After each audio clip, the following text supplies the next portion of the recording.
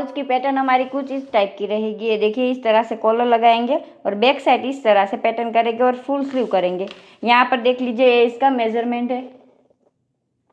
अब हम इसकी कटिंग करते हैं। बैक पार्ट की कटिंग करेंगे तो हमें इस ब्लाउज की रेडी लेंथ 15 इंच है, तो यहाँ पर हम 16 रखेंगे क्योंकि दोनों तरफ हमारा सिलाई में जाएगा। यहाँ शोल्डर रखेंगे 5.5 इंच इस तरह से।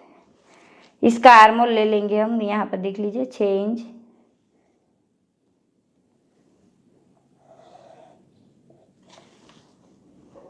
बत्तीस से 40 साइज तक आप यहाँ पर आर्मोल 6 ले सकते हैं और डीप नेक बना रहे हैं तो शोल्डर इसका 5.5 ही लीजिएगा।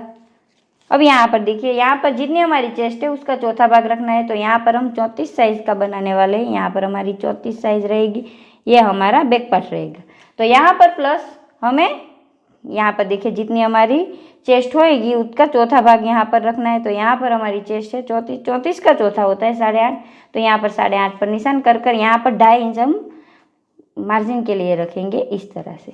अब नीचे आ जाए तो नीचे यहाँ पर भी हम करेंगे। यहाँ पर हमारी जितनी वेस्ट होगी उसका चौथा रखना है, तो हमारी वेस्ट है 28 का चौथा होता है 7, तो यहाँ पर 7 इंच पर निशान करेंगे। प्लस यहाँ पर हम टक्स के लिए रखेंगे, ये 1 इंच जितना टक्स के लिए रखा, 2.5 इंच यहाँ पर हम लूजिंग के लिए रखेंगे। अब इन निशानों को मिला लेंगे। अब यहाँ पर आ जाए तो यहाँ पर हम क्या करेंगे, यहाँ पर हम 1 इंच पर निशान लगाएंगे। कई बार क्या होता है, कोई लोग यहाँ पर 2.5 इंच पर लगाते हैं निशान, तो यहाँ पर क्या होता है, यहाँ पर हमारा झोल आ जाता है। इस तरह से आपको नहीं करना है। और यहाँ से देखिए यहाँ पर हम इस तरह से आधा कर लेंगे, तो यहाँ पर हमारा 3 इंच आएगा। यहाँ पर हम एक मार्किंग करेंगे, एक मार्किंग 2.5 इंच पर ही हम यहाँ पर करेंगे।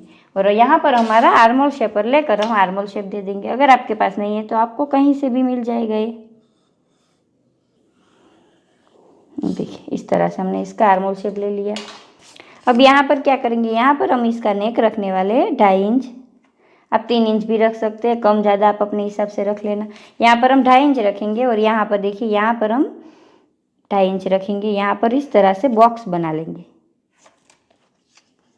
देखिए इस तरह से बॉक्स बनाने के बाद यहाँ पर हल्का सा राउंड शेप दे देंगे और यहाँ से हमें इसको कट करना है। यहाँ पर हम कितना कट करेंगे मैं आपको दिखा देती हूँ। यहाँ पर हम 2 इंच जितना रखेंगे। आप कम ज़्यादा अपने हिसाब से यहाँ पर रख सकते हैं, तो यहाँ पर हम 2 इंच जितना रखेंगे इस तरह से। देखिए तो पूरे में इस तरह से 2-2 इंच कर कर यहाँ पर लाइन ड्रॉ कर लेंगे। ये कटिंग हम बाद में करेंगे। अब यहाँ पर देखिए, यहाँ पर हम हमारा शोल्डर 6 ले लेंगे क्योंकि यहाँ पर हम डीप नेक नहीं बनाने वाले हैं, यहाँ पर हम पैटर्न वाला बनाएंगे। तो यहाँ पर हम 6 ले लेंगे इस तरह से। आधा इंच हमें बढ़ा लेना है, ज़्यादा नहीं बढ़ाना है आपको, आधा इंच जितना ही बढ़ाना है इस तरह से। और यहाँ पर हम हमारा नेक 3 इंच ले लेंगे। बहुत ज़्यादा मत बढ़ाना फ्रेंड, नहीं तो आपका फिनिशिंग बिगड़ जाएगा। अगर आप स्मॉल साइज में बना रहे हो तो आपको इतना ही रखना है। अगर आप बिग साइज में बना रहे हो तो ये आपको माप बढ़ाना है इस तरह से। इस तरह से हमारा बन गया। अब हम इसकी कटिंग कर लेते हैं।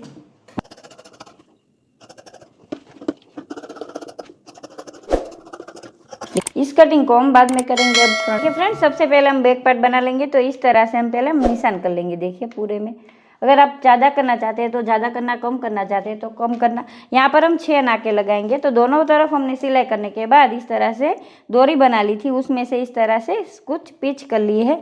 पिच हमारा सीधा पार्ट होएगा, उस पर इस तरह से इसको लगा लेंगे।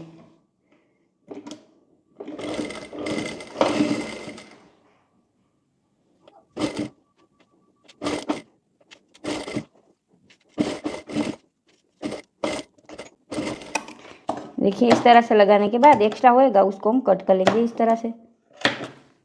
सेम इसी तरह से इस पार्ट में भी रेडी कर लेंगे।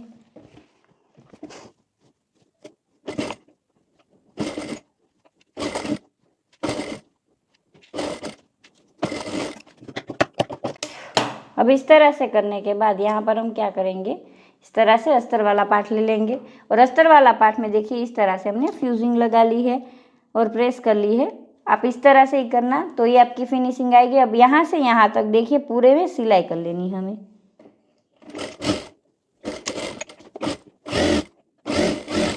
हम अंदर की साइड टक्स ले लेंगे, जो हमने 1-1 इंच छोड़ा था एक्स्ट्रा उसमें।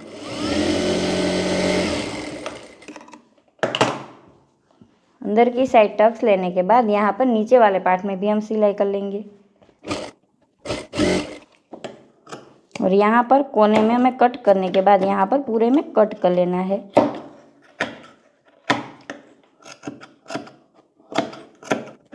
अब इसको सीधा कर लेंगे। करने के बाद यहाँ पर अगर आप चाहे तो सिलाई कर लेना, अगर आप ना चाहे तो ना करना। हमें यहाँ पर सिलाई नहीं करनी है, सिलाई करेंगे तो हमारी सिलाई दिखेगी और फिनिशिंग ना आएगी।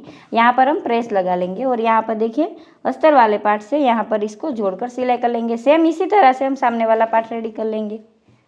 ये देखिए फ्रेंड, हमारे दोनों पार्ट बैक पार्ट बनकर रेडी हो चुके हैं। इस तरह से हमने डोरी बना ली है, उसको हम इसमें डाल देंगे। अगर आपको डोरी बनाना नहीं आता तो मैंने इसकी डिटेलिंग वीडियो भी मेरी चैनल पर डाली है, किस तरह से डोरी बनती है आसानी से।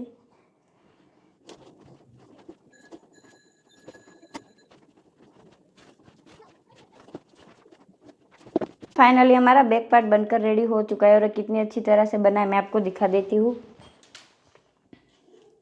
यहाँ पर हम लटकन बनाएंगे, वो हम बाद में बनाएंगे, इसकी शॉर्ट्स की वीडियो में डाल दूंगी लटकन किस तरह से बनाने वाले हैं, देख लीजिए। अगर आपको वीडियो अच्छा लगे तो वीडियो को लाइक शेयर जरूर करना और एक बार इस पैटर्न को जरूर बनाना है, आजकल काफ़ी ट्रेंडिंग है। अगर हमारी वीडियो अच्छी लगे तो वीडियो को लाइक शेयर जरूर करना और इसके दोनों पार्ट देखना। इसके फ्रंट पार्ट में हम पैटर्न करने वाले हैं, इसका फ्रंट पार्ट देखना, इसका लहंगा भी बनाने वाले हैं, उसका पार्ट भी देखना फ्रेंड।